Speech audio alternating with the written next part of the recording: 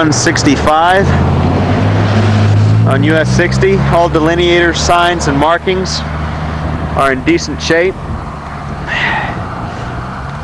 There is some fairly deep rutting here on the initial portion, along with this fatigue cracking and transverse cracks. Changes from last survey are more extensive fatigue cracks.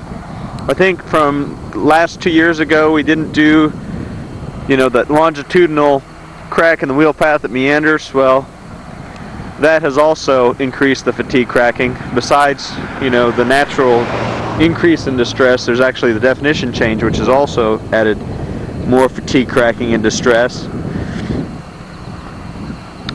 Most of these transverses were of low severity. However, there were some with greater than 6 millimeter width and associated cracking with them, which upped them into the moderate category. We did have one high severity. It was almost like fatigue cracking all through the crack, loss of material, and a portion of the crack width of at least 10% was greater than the 19 millimeters. Here's one that I believe is considered one of the highs. Station 2. You can see the associated cracking and the crack width with some spalling. You can tell, I think, on the mid-section, the pitted portions of the pavement, which we considered raveling. Predominantly in the center lane and occasionally into the wheel paths.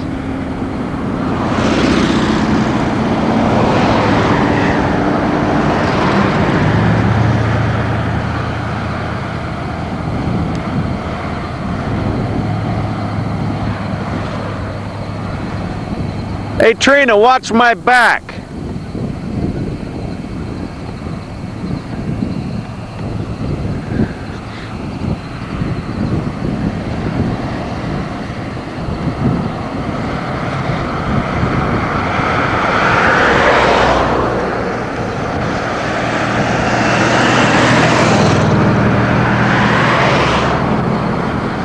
There were some sealed areas.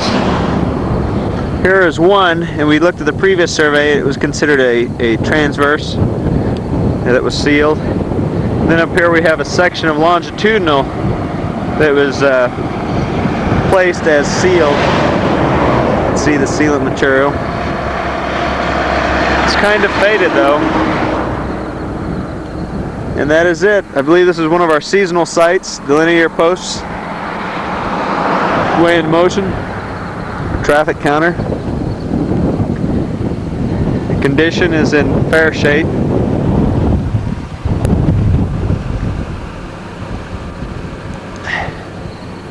And that concludes this section, 404165. 38